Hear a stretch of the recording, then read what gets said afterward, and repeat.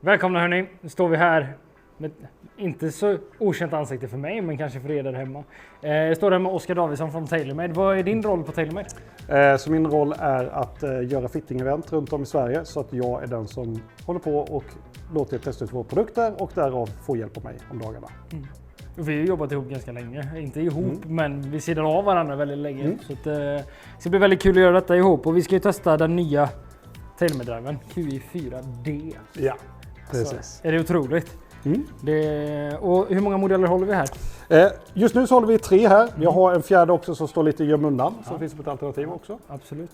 Så det finns ju lite att välja på. Exakt, och vi har ju sett den i många tourspelares bagar alla redan. Jag såg att Trotti hade faktiskt stoppat ner den lite i preview här också nu. Han har jag väl bäst koll på utav dem. Men det jag tänker är att vi går igenom de här 4 modellerna, så får du säga vad eran teori är i år och det nya med driven helt enkelt. Under tiden vi slår. Så att jag tänker du får ställa dig bakom datorn och så slår jag lite grann så ser vi var vi hamnar. Det låter jättebra. Vi kör! Grymt! Vilken driver blir först ut här nu då? Så jag tänker vi gör så här att vi börjar med Core-driven.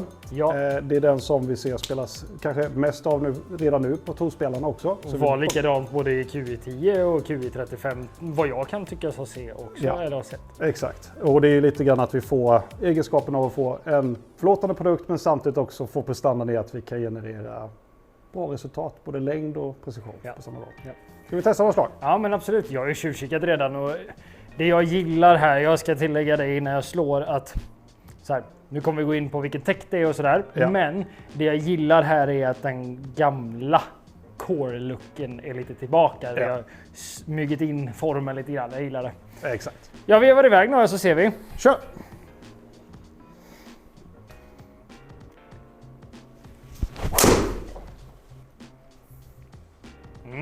Där reste sig ottan. Så nu är det också en 10,5, kanske lite för mycket loft för din del, Oskar. Absolut. Och det här är som sagt lite i förstadie också. Det kommer finnas mer loftalternativ att erbjuda. Jag hörde rykten om en 8 i core-modellen. Exakt, så det kommer finnas en Core 8 i höger. Sen har vi 9 vänster upp till 10,5 också. Som magiskt. Älskar den här lilla bronsaktiga färgen på den faktiskt.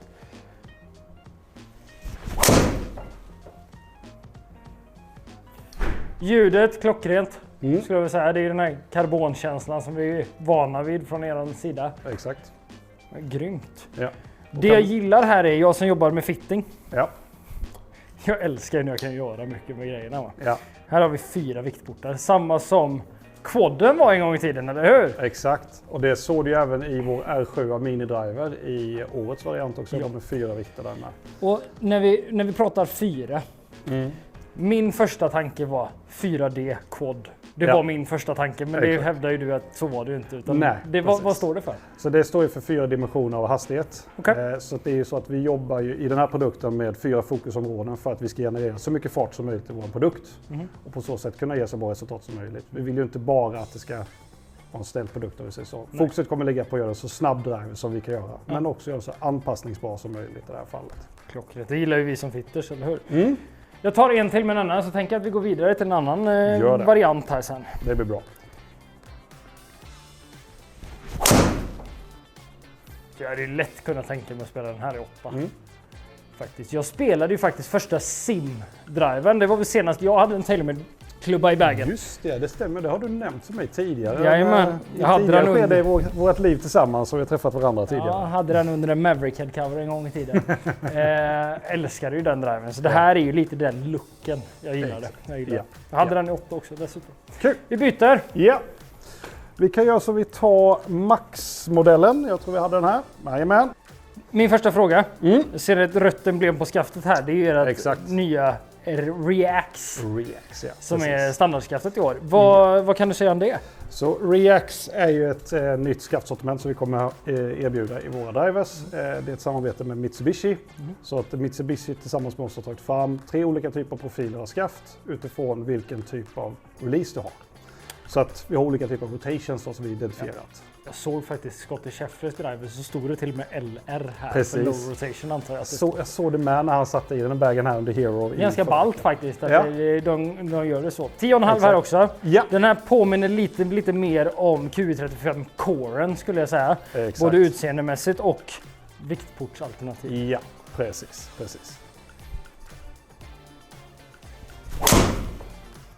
Här borde vi se att det går ganska rakt, men också kanske för min del ganska spinnigt. Ja, precis. Väldigt rakt slag. Och det ligger ju lite, det är ju mycket fokus på vår maxprodukt för den som är den kategorin. Att få en produkt som är så snäll som möjligt. Såklart. Ja. Och tittar man på det, alltså nu står vi med skaft som hör till den här driven just nu. Ja. Sen absolut att vi kan göra en annan typ i fitting och sådär. Exakt. Så att vi kommer inte få de optimala siffrorna. Det är bara för att förstå vilken driver funkar till vad. Exakt.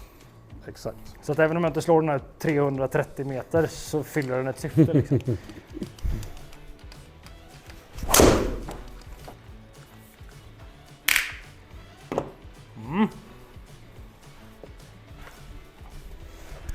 Rakt går den, helt klart. Ja.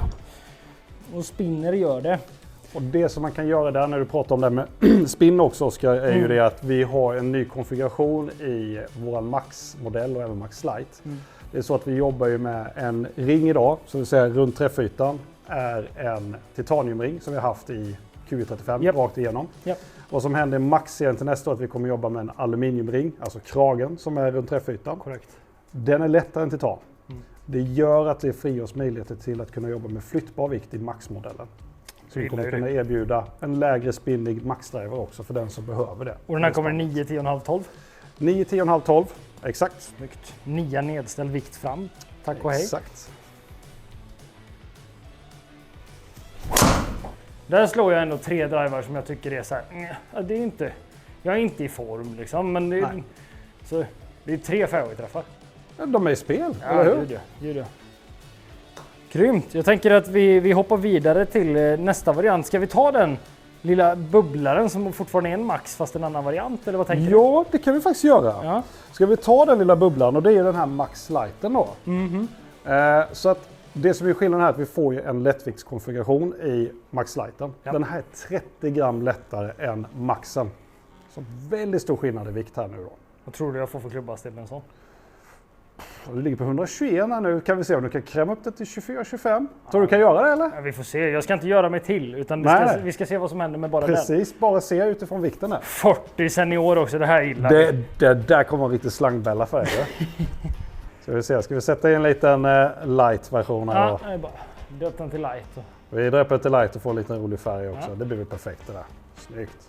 Ja!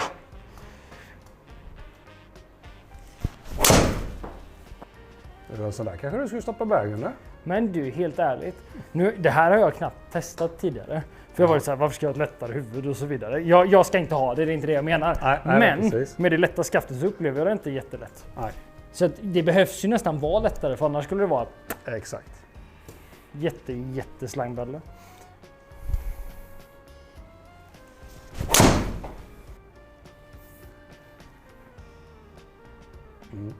Det man ska ju tänka på också att målgruppen som kanske ska spela en light-produkt. Ja. Det är ju inte kanske riktigt att nästan svinga 120 heller utan vi pratar kanske mera. Och vi skulle ta bort en 30-40 miles per hour clubbed speed. Då börjar vi liksom snacka kanske mer light-produkten om vi ska generalisera lite grann. Ska vi ta ett sånt slag då? Prova det. Jag tänker det är ju där vi ska, vår målgrupp är eller ungefär. Där ja. Det är inga konstigheter att få fart på den. Där chippar jag ju. Ja, precis. Fantastiskt. Tittar vi på det. Det här är väl kanske inte siffror som vi kommer titta på skitmycket med spinn och sådär. Vi kommer se vad gör vad, definitivt. Ja, men jag tänker vi går på den sista modellen också. Ja, vi gör det med. Så vill jag få fram mitt favoritvapen från ena sidan sen också efter det. Exakt. Sådär. Tackar. Så. Och detta är då LS. Yes. Vad skiljer sig den från i fjol? Så det man kan ju prata till att börja med om där är att LSen, ja det står ju för vår lågspinnsdriver. Så den ska ju dra ner spinnen om man säger så. Det som också är där att vi jobbar med 2 flyttbara vikter kontra 4 som är coren. Det gör ju också att vi kan ju mer reglera spinnen i det här fallet. Yep. Aerodynamisk funktion är att den är lite kompaktare vilket gör att vi kan få lite mer speed också i driven här. Ja. Det här är lite rundare i år. Exakt. Gillar det. Sen tycker jag att den ser mycket trevligare ut. Faktiskt. Jag gillar coren att den har många så här. Men där gillar jag att du har 2 här bak också. Här har du bara en fram och en bak. Exakt. Ska vi se.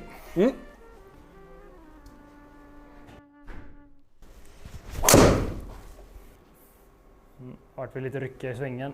Mm. Det är helt okej.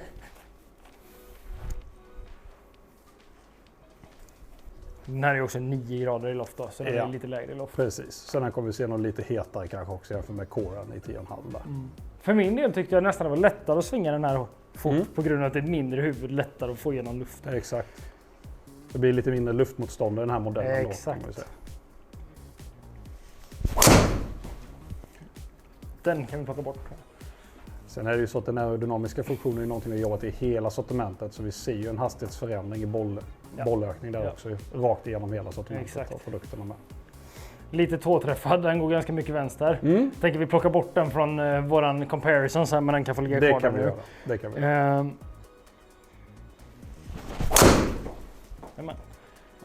Så lite tåträffad, det är ju jag känd för, så det vore konstigt med någonting annat. Så länge den landar på snöret så är det väl lugnt, eller? Exakt. Men jag ser ju ganska tydligt här nu står vi med stockskaft och sådär. Men om vi tar comparison så kan vi prata lite om det, tänker jag. Ja, vi gör det. Vad har vi att säga om det här? Ganska tydligt är ju vad de olika produkterna gör utifrån vad vi ser från bollhastighet till exempel. Och vi börjar bara längst bort och bara jobba oss igenom värdena rakt igenom. Det är ju ganska stor tydlig skillnad med vad bollhastigheten gör. Okej, vi jobbar med 10,5 core kontra en LS på 9 grader. Absolut. Så det kanske är lite missvisande data där. Men vi kan ändå se ganska tydliga kontraster med att vi ser högre bollhastighet. Vi får ner spinnen också för den delen i sitt standardutförande. Nu har vi ju inte lekt med vikten överhuvudtaget egentligen. Nej, exakt. Alltså coren 8 grader vikt fram tror jag är ett mordvapen för mig. Alltså, det hade varit sinnessjukt bra. Ja, så där finns det ju mycket att göra med. Och sen kan vi ju kolla lite grann, kolla överlag. Vad har vi dispersion om vi ska lägga fokus på det också, som är ju en ganska viktig del. Vi måste ju träffa fairways, eller hur? Ja. Och jag menar i det här fallet, du slår väldigt rakt med båda maxmodellerna och coren. LSen vill gärna dra lite till vänster för din del. Ja, men jag har ju det problemet. Det är likadant med den driven jag spelar idag. Vi har spelat in en video om just den uppföljaren idag också. Att min miss är tåträff. Men någonting som spinner väldigt lite. Det blir ganska stora differenser på tåträffen. Så att jag har ju letat mig. Säg att jag har spelat lågspinsvarianten i början av året. Sen kommer jag till juli månad. Och så sätter jag in maxmodellen. Alltså det är likadant varje år. Så att jag tycker att core-modellen här som har utseende som den här tycker jag nästan är för liten för min smak. Jag gillar den, tar mig inte fel där, men den är väldigt liten. Sen en grej som jag älskar med TaylorMade är att den ligger extremt flackt i livevinkel, LS-modellen. Vad har vi för livevinkel? 54? 54 på LSen, 56 på coren och 58 på maxen här. Och maxlighterna ligger på samma live. Och sen kan du justera den 4 grader. Exakt. Uppåt då givetvis. Nej, jag gillar det jättemycket. Men jag tror ju att, så som vi ser på touren redan, att QI4D är en driver som kommer slå hett nästa år. Skulle vilja ta ett par slag med den klubban som står bredvid där. Jag tänker det. Ska vi dotta den också så att du får lite data i kodden också kanske? Absolut. Det är väl det bästa, eller? Exakt. Det är så här. Men ska man vara helt ärlig så ser vi ju väldigt många spelare på tourerna som har stoppat TaylorMade Woods i vägen. Vi har pratat om det innan på våran kanal också, att liksom, det är folk som spelar andra märken och alla sätter det i vägen. Någonting är bra. Vad är det ni gör så jäkla bra, Oskar? Det är väl vår konfiguration helt enkelt, hur vi jobbar med den. Vi har ju våran speedslot på undersidan som gör att vi genererar ju såklart stabila bollvärden utifrån vad vi slår med den, oavsett lite vad vi träffar på den såklart. Sen är ju konfigurationen, säger hur den är byggd. Vi jobbar ju med kolfiberkrona. Vi har ju våran undersida också som gör att vi får stabiliteten i konfigurationsmaterial emellan. Och på så sätt genererar vi en väldigt stabil produkt. Och det är ju det som gör att vi ser en progressiv ökning varje år. Vi har varit den här spelarförklubban de sista 3-4 åren i alla fall, om inte längre tillbaka. Jag har inte den datan i huvudet. Jag skulle vilja säga att det är mycket från min sida i alla fall, vad jag säljer på, det är sulan. Så sulan är otrolig. Det är som turf interaction med den här, så att det är inte sant. Liksom. Nu får jag slå man slår några slag med den istället, så tar vi och så. Så låter vi klubban snacka för resten själv. Men exakt, jag gillar hur den ligger till marken. Liksom. Det ser jäkligt trevligt ut. Vi ser.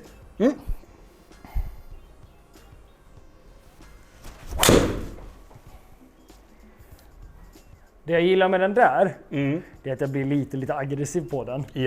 Och den flyger framåt, den flyger högt. Exakt.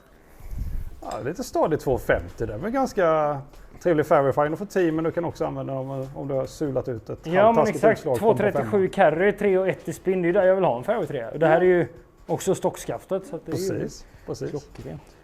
Ta det en till. Jag kommer en sån liten när jag fallerar lite i svingen.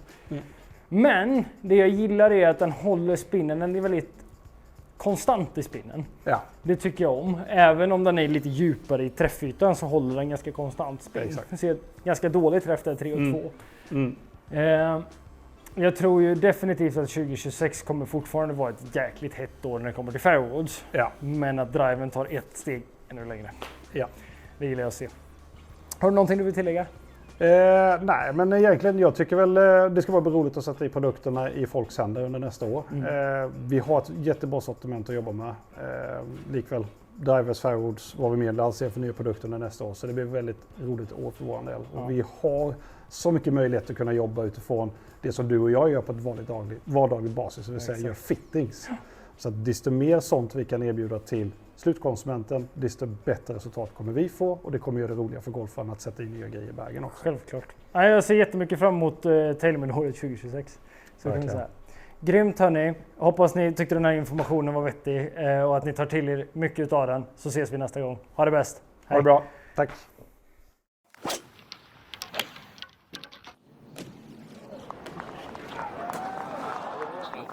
Yeah.